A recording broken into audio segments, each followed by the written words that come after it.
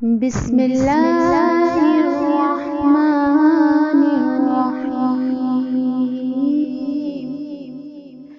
اقرأ باسم ربک الذی خلق۔ السلام علیکم۔ قرآن پڑھنے میں خوش آمدید۔ امید کرتی ہوں کہ آپ سب بخیر و عافیت ہوں گے۔ اللہ تعالیٰ نے قرآن پاک میں ارشاد فرمایا، کیا یہ لوگ قرآن میں غور نہیں کرتے؟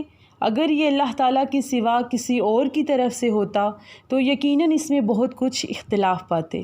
ہمارے پیارے نبی حضرت محمد صلی اللہ علیہ وآلہ وسلم نے فرمایا، میں تم میں دو چیزیں چھوڑ رہا ہوں، جب تک تم ان دونوں چیزوں کو مضبوطی سے تھامے رکھو گے ہرگز گمراہ نہیں ہو سکو گے، اللہ کی کتاب اور اس کے رسول کی سنت۔ اس آیت اور حدیث کو شامل کرنے کا مقصد یہ ہے کہ اگر ہم صحیح راستے پر ہدایت چاہتے ہیں تو قرآن و سنت کے مطابق زندگی گزاریں۔ ہمارے پیارے نبی قرآن پاک کو تجوید و قرات کے ساتھ پڑھتے تھے۔ صحیح تلفظ کے ساتھ قرآن پڑھنا ہی قرآن پاک پڑھنے کا صحیح طریقہ ہے۔ اب جاننا یہ ہے کہ تجوید کا معنی کیا ہے، تجوید ہوتا کیا ہے۔ تجوید کا معنی ہے خوبصورت کرنا، آراستہ کرنا یا تحسین۔ تجوید کا معنی اصطلاحی طور پر یہ ہے کہ حرف کو اس کا حق دینا اور اس کو اس کی صفات کے ساتھ ادا کرنا۔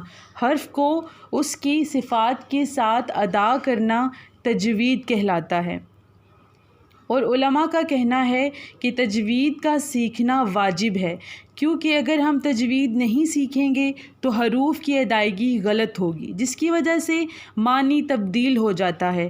کبھی کبھی معنی تبدیل ہو جاتا ہے تو اس کا مطلب بالکل الٹ ہو جاتا ہے، اور کبھی کبھی بالکل کفریہ معنی بن جاتا ہے۔ مثال کے طور پر سورۃ الاخلاص کی آیت نمبر 1 کا حوالہ دوں گی۔ بسم اللہ الرحمن الرحیم، قل هو اللہ احد۔ اس کا معنی ہے کہہ دو اللہ ایک ہے۔ اگر آپ قل کو اس کے مخرج سے پر کر کے ادا نہیں کرتے اور یوں پڑھتے ہیں قل هو اللہ احد، تو اس کا معنی ہے کھاؤ کہ اللہ ایک ہے، نعوذ باللہ۔ اور بے شک اللہ تعالیٰ کھانے سے پاک ہے، لیکن ایک لفظ کے فرق سے اس کے معنی میں اتنا فرق پڑ جاتا ہے کہ یہ لفظ کفریہ بن جاتا ہے۔ اس لیے ہر مسلمان کے لیے علم تجوید کا سیکھنا ضروری بھی ہے اور واجب بھی۔ سب سے پہلے حروف تہجی کو مخارج کے ساتھ پڑھیں۔ جیسا کہ آپ تصویر میں دیکھ رہے ہیں، منہ کے اندر مختلف حروف نظر آ رہے ہیں۔ اب دیکھنا یہ ہے کہ ان کا مقصد کیا ہے۔ مخارج جمع ہے مخرج کی۔ حرف کے نکلنے کی جگہ کو مخرج کہتے ہیں۔ ہونٹوں سے لے کر حلق تک کل 17 مخارج ہیں، یعنی کل 17 ایسی جگہیں ہیں جہاں سے حروف نکلتے ہیں۔ تصویر میں آپ دیکھ سکتے ہیں ہونٹوں پر آپ کو 4 حروف نظر آ رہے ہیں، جس کا مطلب ہے کہ یہ 4 حروف ہونٹوں سے پڑھے جاتے ہیں۔ کچھ حروف زبان کی نوک، کچھ زبان کے درمیان اور کچھ زبان کے آخر، اور اسی طرح کچھ حروف گلے کے شروع، کچھ گلے کے درمیان اور کچھ گلے کے آخر میں نظر آ رہے ہیں۔ تو ہم اپنے حروف کی ادائیگی کا آغاز ہونٹوں سے کریں گے۔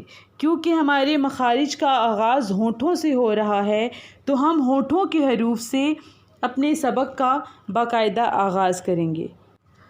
میم، با، وا، فا۔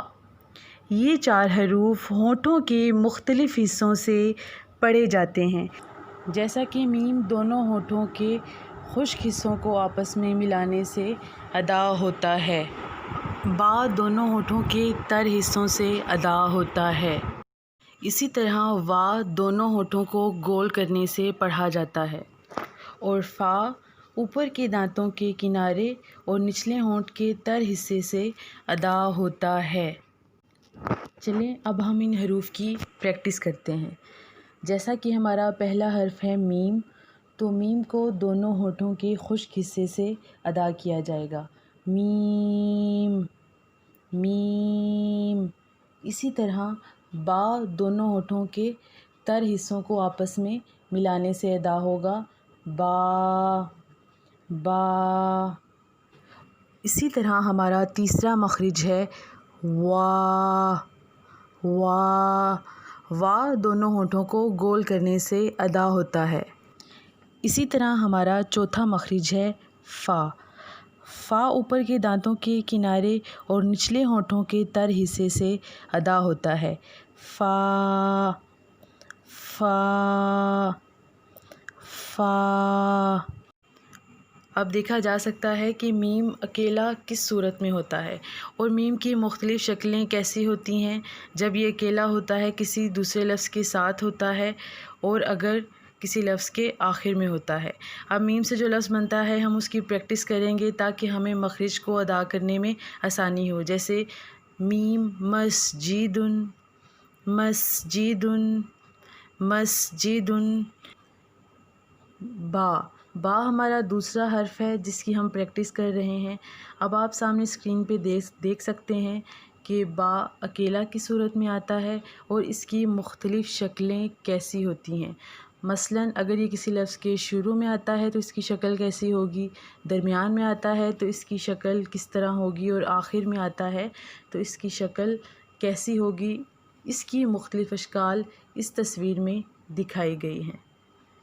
اب ہم دیکھیں گے کہ با کے لفظ کے ساتھ مخرج کی ادائیگی کس طرح ہوگی، جیسے بیتن بیتن بیتن۔ اب ہم اپنے تیسرے حرف وا کی مختلف شکلیں دیکھیں گے۔ جیسا کہ آپ کو پتہ ہے کہ وا کسی بھی لفظ کے شروع میں یا آخر میں آ سکتا ہے، اس کی درمیانی شکل نہیں ہوتی۔ وا سے کون سا لفظ بنتا ہے جس سے ہم اپنے مخرج کی پریکٹس کر سکتے ہیں، وہ لفظ ہے واراکن واراکن واراکن۔ اور آج کا ہمارا چوتھا اور آخری حرف ہے فا فا اکیلا کس طرح آتا ہے اور فا کی مختلف شکلیں کیسی ہیں، جیسا کہ آپ کو تصویر میں نظر آ رہا ہے کہ اس کی درمیانی شکل بھی ہوتی ہے، شروع اور آخر میں بھی کسی بھی لفظ کے ساتھ مل کر آ سکتا ہے۔ اب ہم فا حرف کی پریکٹس کسی بھی لفظ کے ساتھ کرتے ہیں، جیسا کہ فراشتن فراشتن فراشتن۔ ہم نے ان 4 حروف کی پریکٹس مکمل کی۔ اب ضروری یہ ہے کہ ان حروف کو اسی طرح پڑھا جائے جیسے ان کی ادائیگی ہوتی ہے۔ قرآن کو صحیح تجوید و قرات کے ساتھ پڑھنے کے لیے ان کی مشق ضروری ہے، لہٰذا اس ویڈیو کو بار بار دیکھ کر دہرائی کریں، مشق کریں تاکہ آپ حروف کو تجوید کے ساتھ، مخارج کے ساتھ پڑھنے کے قابل ہو جائیں۔ اگلی کلاس میں ہم زبان کی نوک سے ادا ہونے والے حروف کی پریکٹس اور ادائیگی سیکھیں گے انشاءاللہ۔ ہمارا سبق اختتام پذیر ہوا۔ اجازت دیں، اللہ آپ کا حامی و ناصر ہو۔ فی امان اللہ۔